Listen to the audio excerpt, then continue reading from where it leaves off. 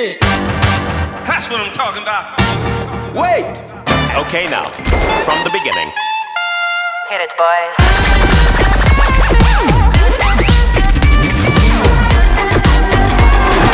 Joint on a corner where the big boys play. You wanna know what camera movements were employed on those clips? Stick around, I'll tell you now.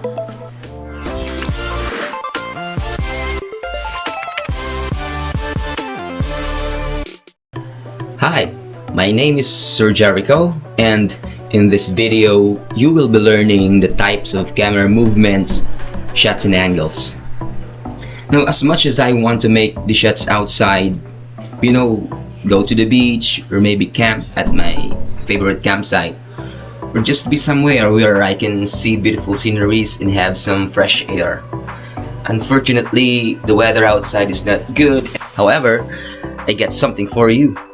I prepared some movie clips here that I will be using as examples for every camera movements, shots and angles.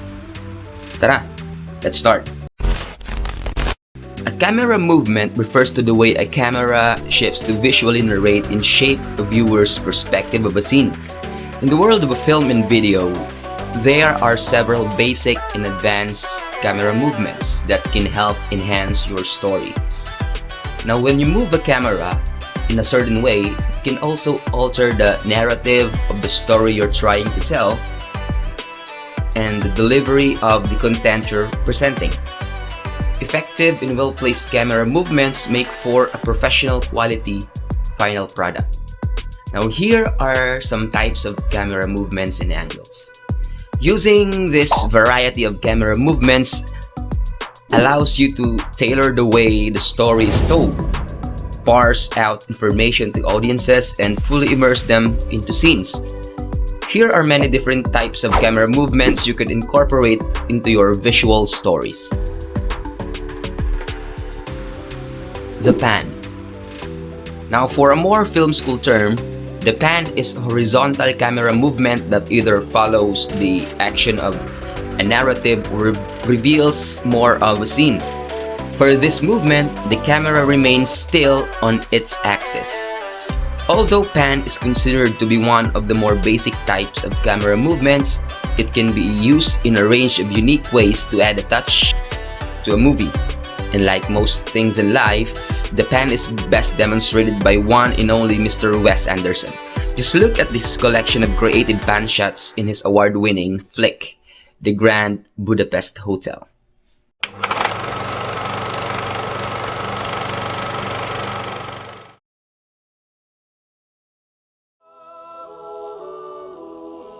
Stop it! Stop it! Don't do it! Quickly come to recognize one another by sight as the only living souls. Good morning. This...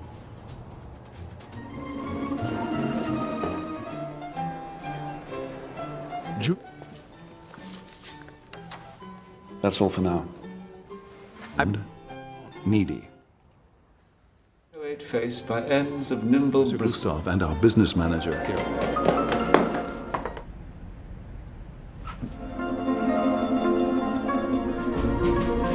We were at the head of this congregation. It was a disorienting coincidence.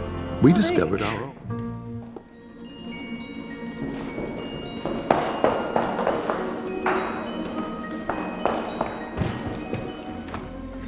Okay, let's go.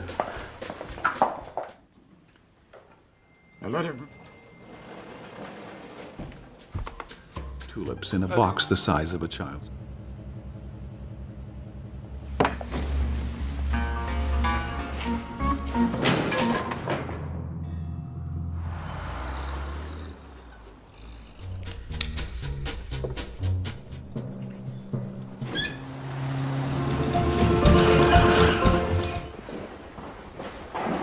Goddamn son of a bitch. Fuck. Shit. Boy with apple, I thought you did. Why are you only noticing now? Are you fucking kidding? Skiing, sledding, mountain climbing.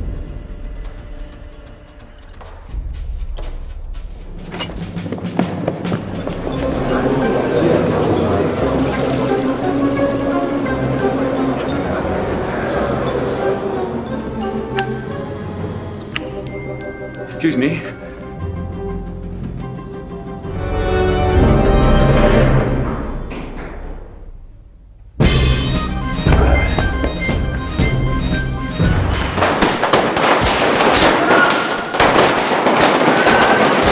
Shooting who?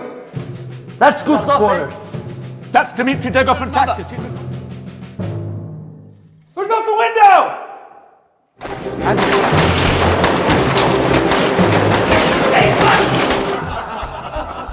An important use.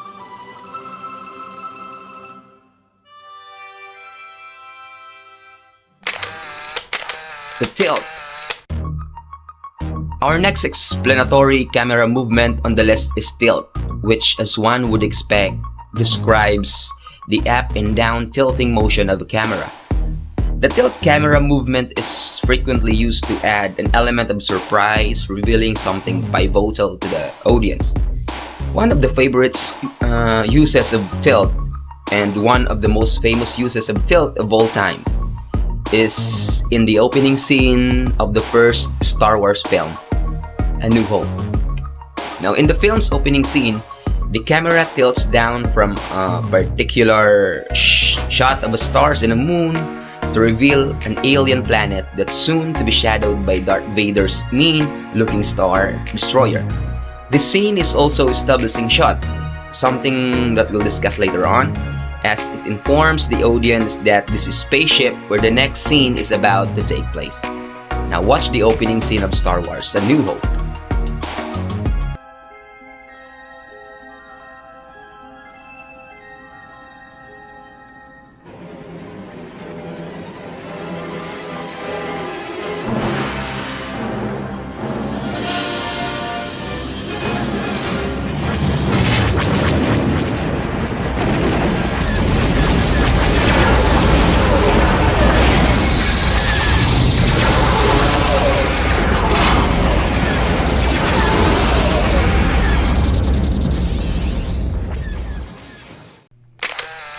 Next will be the zoom. Now we're not about to explain to you, the smartphone users, what the term zoom means, lest you feel patronized, but we will explore the reasons why directors choose to use zoom in their movies. Usually, zoom is used to allow the audience to view an object in more detail, whether that be of the colors of a bird's feathers or the expression on an actor's face. But on occasion, zoom is used for dramatic effect. Take Quentin Tarantino's signature use of zoom, for example.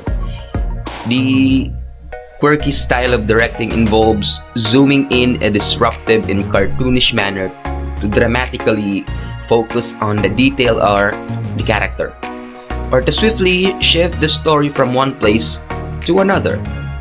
Let's check it out, the Tarantino's use of zoom in the Django Unchained.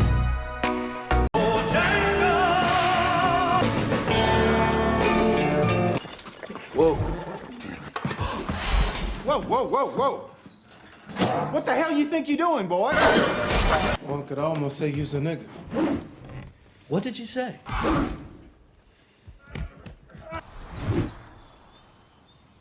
You will.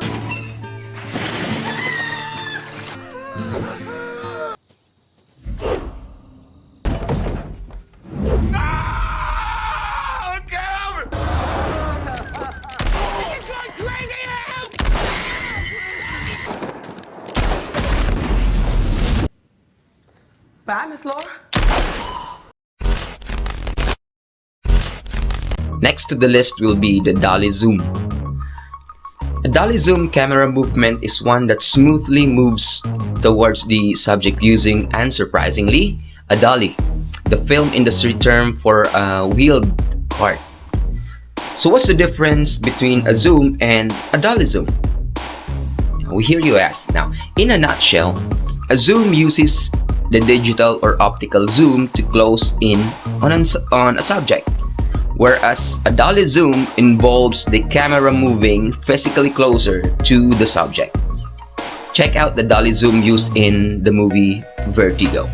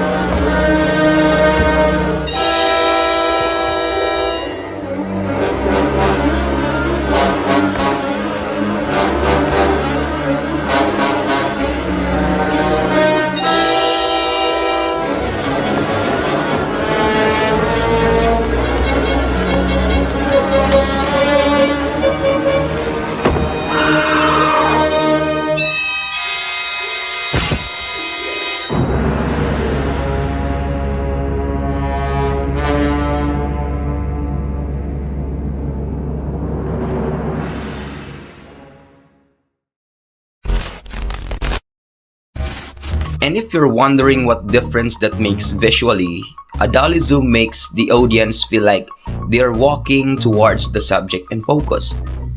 Or if used for dramatic effect, the dolly zoom camera movement can create optical illusion that makes the background of a scene looking as though it's getting wider. This illusion was first used by Hancock in his 1958 classic Vertigo. For this reason, the dolly zoom is said to create a vertigo effect. And we can see it later used by Steven Spielberg in the movie Jaws.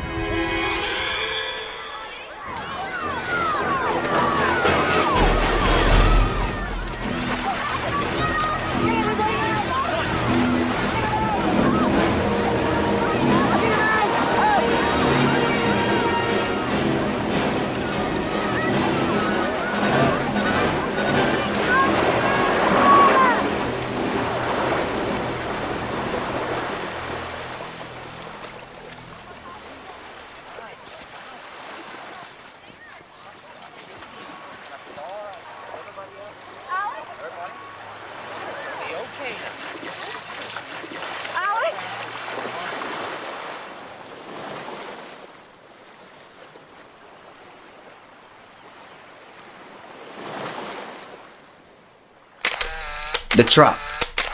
Like the dolly movement, the track is a fixed camera movement, but instead of moving forwards and backwards, the track moves from left to right, or less commonly right to left. Again, this involves the use of a wheeled cart or a motion track. To help you gain a further understanding of the track camera movement, check out this scene from Shame.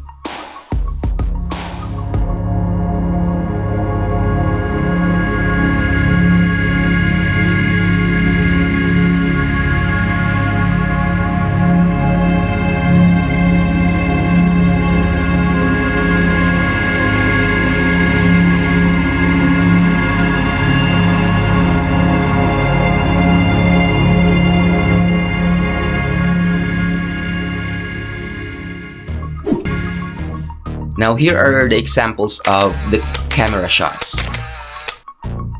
The wide shot.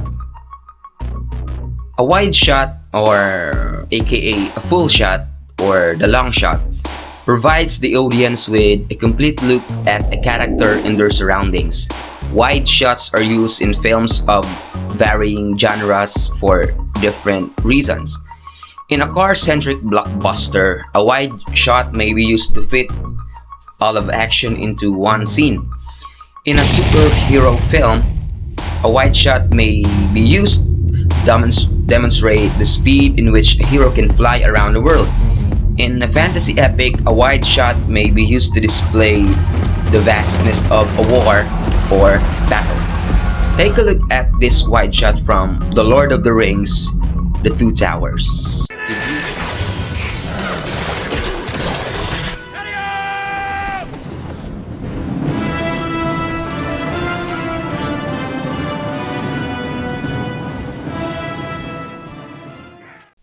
Medium shot. A medium shot is, as the name implies, the perfect middle, which is why it's been used religiously for over 100 years. It's a shot that allows the audience to concurrently view the setting in which a scene takes place and pay attention to a character's body language or the facial expression. Take a look at some of the most famous medium shots in film history. So, what is a medium shot? A medium shot typically frames a character from waist to head. There are all kinds of variations of the medium shot, from a medium 2 shot, like this, to a cowboy shot, which frames your gunslinger from below their holster to the top of their hat. It may seem straightforward, but there's a lot of subtlety to how it's used and learn for our next projects. Let's start with the Coen brothers' first feature, Blood Simple.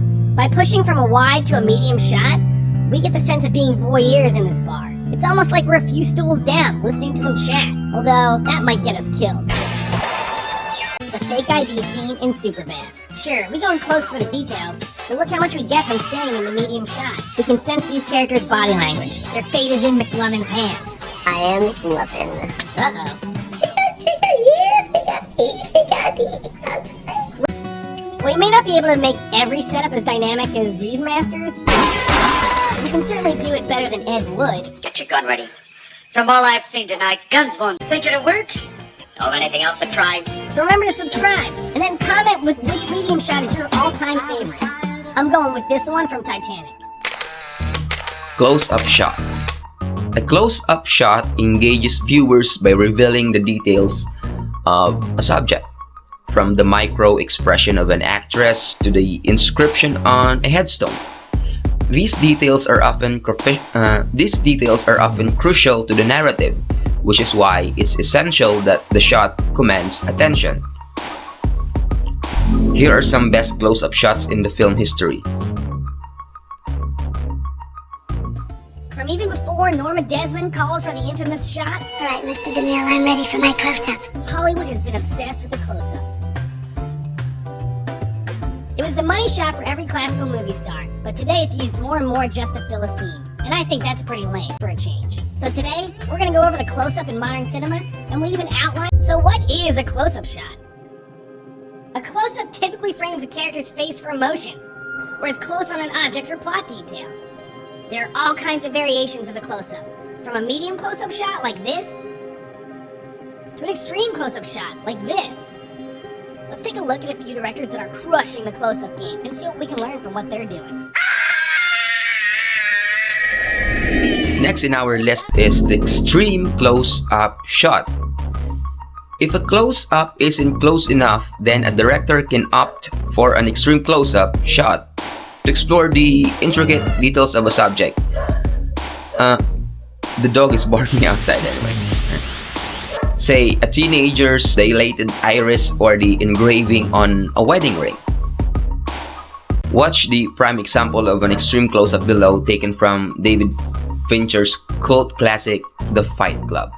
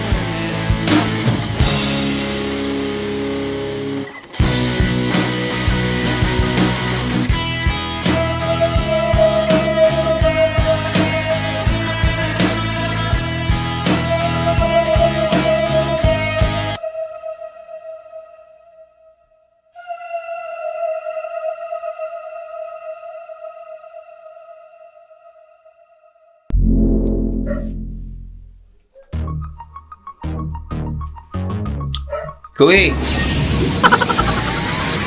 I'm recording here. Bruh. It's better. Again, Kui. Stop. Okay. Maybe we can use this. Maybe we can use that as background music. Okay. Whatever. The establishing shot. Simply put, an establishing shot sets the scene by offering context about the next shot's setting. For example, every time the plot of a Harry Potter flick circles back to the Hogwarts School of Witchcraft and Wizardry, the audience is met with a sublime shot of the grand establishment. Take a look at a handful of these establishing shots from the Harry Potter franchise.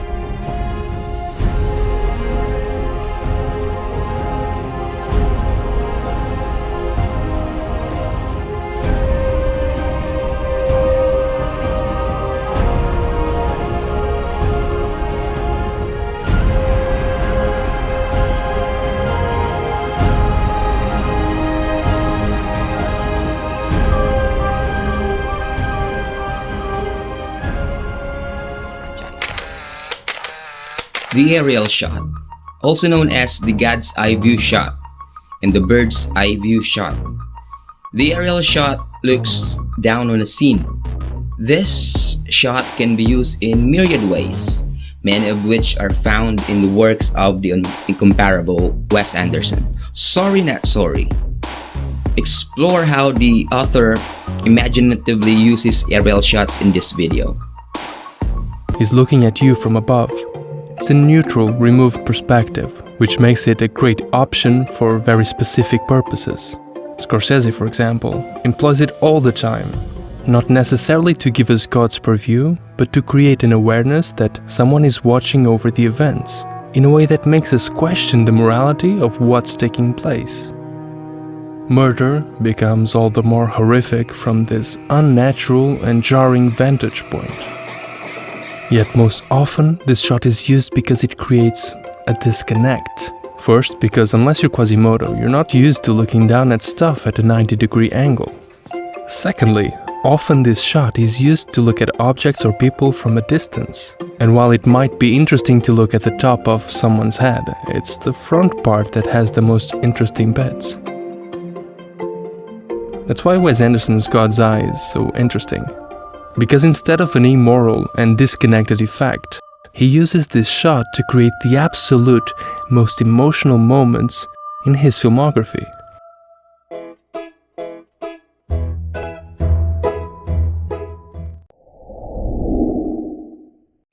The low-angle shot. From the sky to the ground, the low-angle shot is chiefly used to make a character appear more important, heroic, powerful, and threatening. Additionally, a low-angle shot may also be used to exaggerate the scale of setting, especially those teeming with skyscrapers.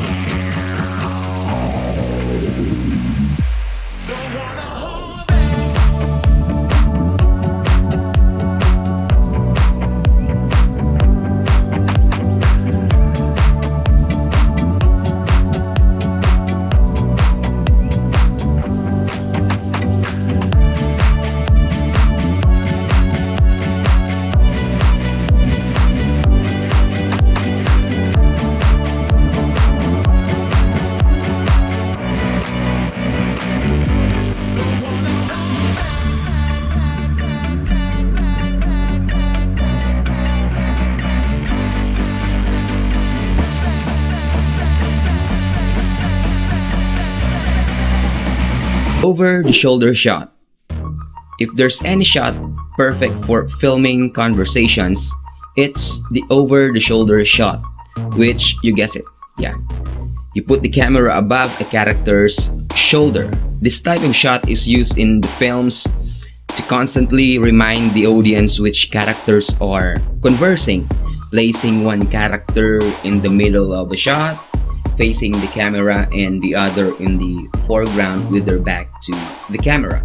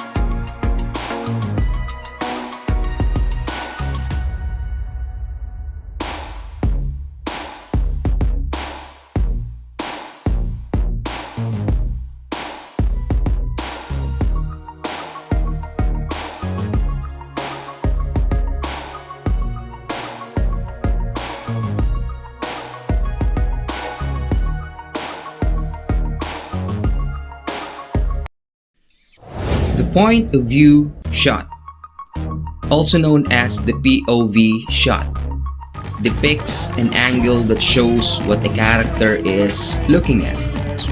This type of shot allows the viewer to take on the perspective of the character and begin to understand their state of mind on a more personal level.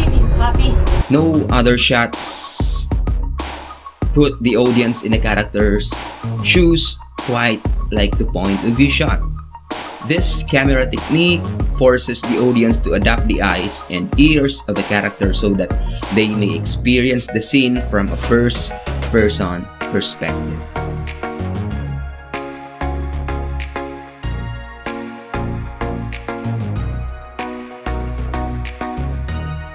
So what, you want to go out and start a charity or something? It's lame. I mean, why is that lame? I don't know. The rack focus shot. The rack focus shot is so simple yet very effective camera trick that shifts focus from one subject to another. This is used to reveal something new within a scene, something that's already in the eyeline of the audience. The rack focus shot switches emphasis between two subjects. Check out this clip from 2006 Casino Royale to see the rack focus shot in action.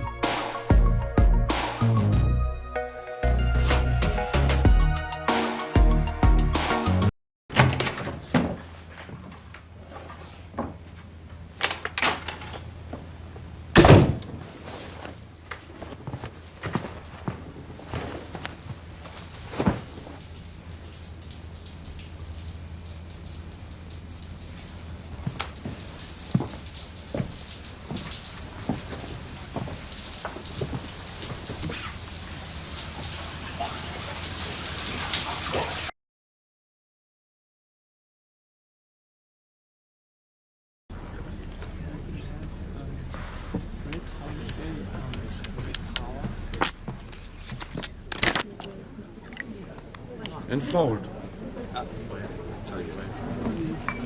Excuse me, please. Fold. Raise. Raise. 500,000. Fold. Thank you. Fold. Fold.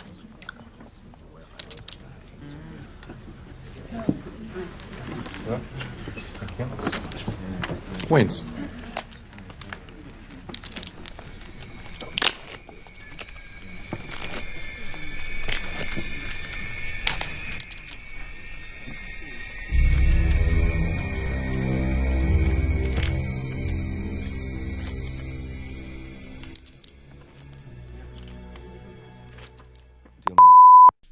and cut. Now that you've come to appreciate the importance of camera movements, angles and shots just as much as we do, you will always be watching your favorite films with a brand new outlook, admiring creativity that goes into each and every scene. And that's it for today. Again, I'm Sir Jericho. See you around.